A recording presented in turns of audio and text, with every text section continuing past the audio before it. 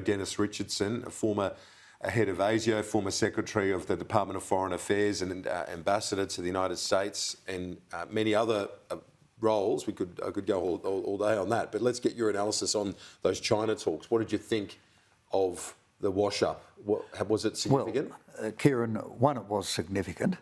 Secondly, I think there's been a lot of overblown hype around it, not by the government, I should say. I think the Prime Minister and the Foreign Minister have been very measured in what they've said about it, and they're right to have done so. Significant for the obvious reasons. First time sat down in a long time. However, it was a 32-minute meeting. When you take into account the work of an interpreter, that's probably no more than a 15-20-minute discussion. Still significant and paves the way for further discussion. But I think there was a great article in today's Australian by Paul Kelly talking about the underpinning foundational strategic differences between Australia and China. And I think that was a timely reminder that when we talk about the relationship getting back to normal, what we really mean is a business-like relationship, because we're not going to return to the relationship as it once was. What did you think of the language that was used by President Xi Jinping, talking about the fact that the relationship needs to be cherished, were his words, talking very positively about the way that Mr Albanese looks at the relationship.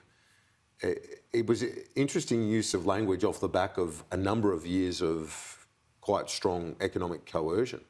Oh yes, I think President Xi probably has genuine feelings in respect of Australia. Don't forget, he has visited every state and territory in this country. When he was here as Vice President in 2010, he made a point of going to the Northern Territory because he'd not been there before. And when he came back as President, he made a point of going to Tasmania, the last part of Australia he'd not been to. So he does have some genuine feeling for us, but I think we shouldn't forget the underlying foundational strategic differences and the difference in worldview between us. Do you think that the Chinese leadership, and I was going to say the Communist Party, but really it comes down to Xi Jinping. It's so centralised, that power now under that president. Do you think that he saw the change of government as an off-ramp that he could use to try and dial things back? That was the argument put forward by Malcolm Turnbull today. He saw that as the off-ramp. He's used it. I don't know whether he would have thought about it as an off-ramp. I think he would have seen it as an opportunity to perhaps partake in some resetting of the relationship. The previous government had to make a lot of tough decisions, and those decisions were quite reasonable. At the same time, the previous government did go overboard in talking about conflict with China every second week. And I think it had reached a point where if the previous government had have been returned, I doubt whether we'd be having this meeting at the G20 today.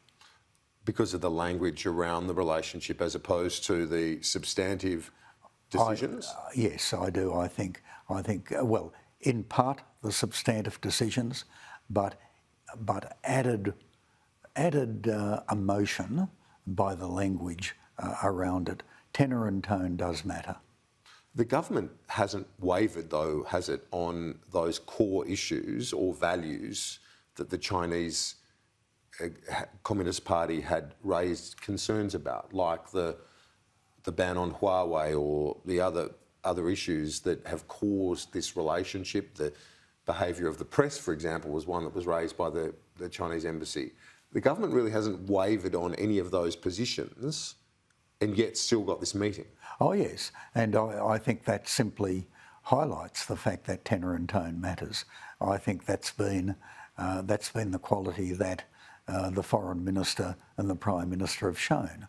They have not compromised on core substantive matters, and that's been very clear in what's been going on in the defence field, led by Richard Miles. But at the same time, they've made it very clear they want a more constructive relationship with China. They want to work with China on those matters such as climate change, where we can work together. So it does demonstrate that you can have real and significant differences with China without throwing the totality of the relationship overboard. So do you believe it can be put now increasingly on an even keel? I think one, we'll need to be patient. Secondly, it's important that we don't have unrealistic expectations. It could be quite some time before we see some of these bans lifted. I don't believe the Chinese will be in any hurry to move quickly. So I think expectations demonstrated by the Business Council of Australia yesterday in Jennifer Westcott's statements, I think they're probably a bit overblown.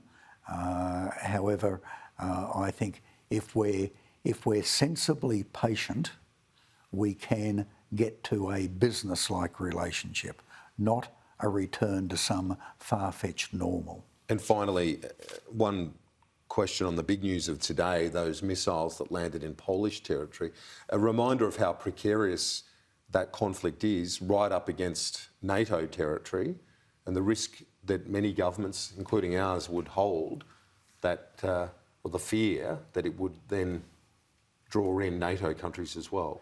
It highlights the fact that what can go wrong when one country invades another.